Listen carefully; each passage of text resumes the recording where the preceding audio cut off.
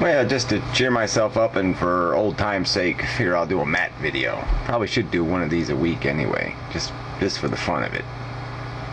Work on a more holistic or balanced curriculum for K through 12. Balanced by what? So we're gonna, yes, we really have to work on the little minds, the young minds. Get the old phantasmagorical unicorns crammed in there at an early age, right? For kindergarten through 12th grade, based on the evolution of human consciousness and the movement, from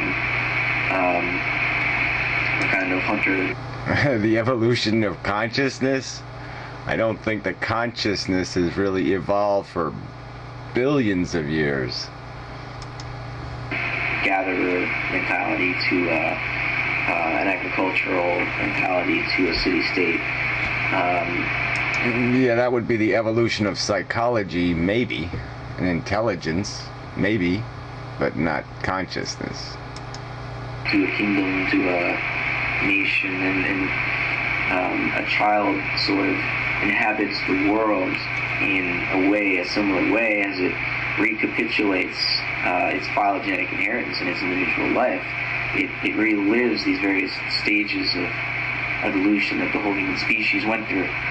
And so that's something to consider when we try to construct a more wholesome and experientially based, embodied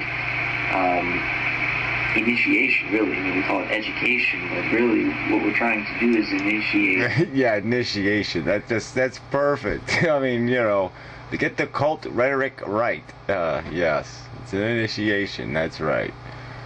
Indoctrination. Trying to do that today is rather pathetic. I mean, yeah, we sort of give them math and reading skills and some science.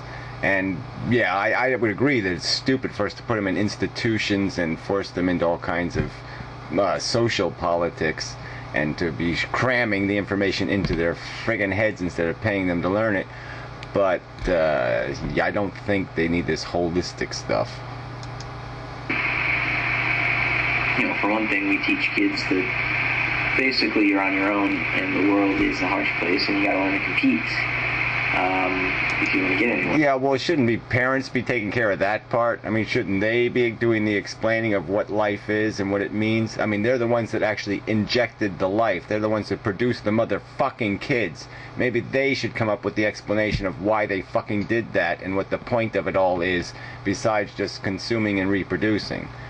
I don't think it's the job of the, publicly financed educational institution. And that just doesn't seem to create very healthy, happy human beings. And personally. Well, what's healthy and happy? They're living plenty long enough. And happiness, again, with this happiness stuff. Maybe we should figure out why we're fucking here and what the fuck we're doing here. And maybe there's no room to be happy. Maybe it's a big enough fucking mess that nobody should be fucking happy till we clean up the motherfucking mess. I mean, maybe that's how the mess gets cleaned up, is everybody has to be a little bit unhappy and start cleaning house. I would even say that my mind was kind of not fully engaged by, the work I did at a regular state university and that I did in my high school and middle and elementary schools. Yeah, whatever. I don't think your mind is engaged, okay? It's completely disengaged. It's left the building, all right? It's hovering wherever, out there somewhere with the feeling atoms. Raising our children into a more positive world, a more balanced world, because the imbalance. Yeah, I don't know. You raise them into a more balanced world. The world is imbalanced. How the hell do you there's no point in raising balanced kids in a world that's imbalanced. Whatever that means. In our education system isn't just that it's too far leaning towards the intellect and not enough emphasis being placed on Bullshit. Yeah, that's right. We should use public money to put God back in the schools. Thank you very much. I think we'll pass on that one. Embodied experiential aspects. That's true, but it's also just, it's all formulaic. It's just a bunch of dittos. And it's all crock-a-shittic. That taught to be good factory workers, you know, good office. You're a pretty shitty factory worker, I think. I think there's a lot of people being taught that they're somehow the most important thing in the universe. They make lousy workers because they think they're so fucking self-important. Employees, good clerical, menial task type employees, and basically they're taught to follow the instructions of the superior. Oh, please, go get a real job, okay? And then, you know, ask your fellow employees how fucking deliriously happy they are to be owned by the man. Come on. Definitely sparked my interest. I've kind of decided that I'm going to be a teacher of some kind. Yeah, some kind. We already know. Phantasmagorical 101. We know what kind of teacher you're going to be.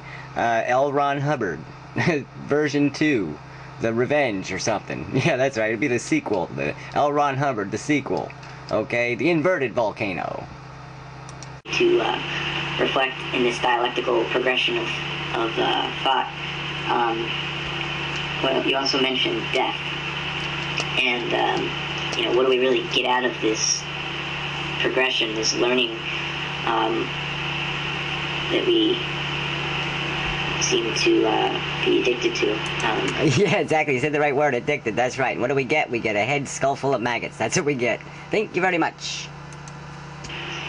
This path that we found ourselves on, what is it really for? What is the development and the achievement and whatever you want to call it? What is it for? Ooh, yeah, good questions. Now you're getting close. Let's see what kind of answers you come up with.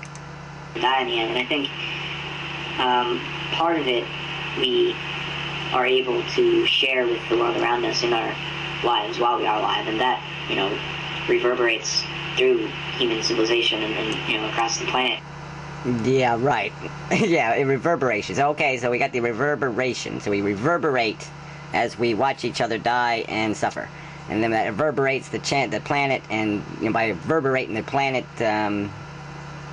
what happens? Well, I just got to play the video, see what happens after the reverberation. As a form of collective energy that just, you know, we're constantly interacting with other people, with other beings, and, you know, we influence them, and they influence other people, and that wave spreads and keeps echoing even after individual people. Yeah, kind of like what? Like a common cold. It just kind of moves around the whole world, and then we all get a cold, and then we all have the same cold, and so we all have the same common cold experience. And it's really profound. Including ourselves, die and are, you know, transformed into whatever form comes next. Yeah, now that's a tricky one. Whatever form comes next, now you die and you decompose, you deform. So you deform into stuff again, okay? But you are no longer existing. You really, it just, well, whatever. We'll just let him speak for himself. And so, you know, I certainly think that there's something to reincarnation, but it doesn't seem relevant. I mean, it doesn't matter whether it actually happens, whether we actually reincarnate or not. Well, you're right about that. It really doesn't matter. It's all the same thing. A consciousness is a consciousness is a consciousness, no matter how small, no matter where it's living, no matter whether it's future or whatever, past, present, doesn't matter. You're right. You got that one right. Because I think the process of transformation, of reincarnation, so reorganizes our consciousness that to talk as though there were some individual soul that passes from body to body would be a sort of... Yeah, sort of preposterous, so I'm glad you got that right. Well, we'll finish overly up. Simplified, literalized way of thinking about it. If we're all already one consciousness, then reincarnation... Well, we're not really one consciousness. We're individual consciousnesses, but all the little consciousnesses are of equal value, of equal significance, of equal reality, and, yeah, so I'll go halfway on that one. Doesn't imply that you, as whatever you thought your individual egoic self was, is going to be dropped into a new body after this one dies. I think it's more that, you die, you return to the sea of unity, and then... The sea of unity. I mean, why? Why come up with idiotic... What is that even a metaphor? I don't even know what the fuck that is. It's just something you just made up, right? Sea of unity. What the hell is that? The Sea of Unity. I mean, don't we have enough of that already? Don't we have enough of these heavens and purgatories and cloud cities and all this other mush? Do you really have to reinvent that kind of crap? I mean, that elevates the human dignity, is to go right back to, the unicorn village and the magic rainbow unity, townhouse? I mean, fuck! Some urge or another, based on karmic influence that we all share. Yeah, well, how do we even do that with karmic influence? I mean, what are you dragging that crap up for? Do you really believe karma? You really believe that exists? You believe the people that win the lottery because they have good karma, and the people that get cancer because they have bad karma? I mean, you really believe that fucking crap?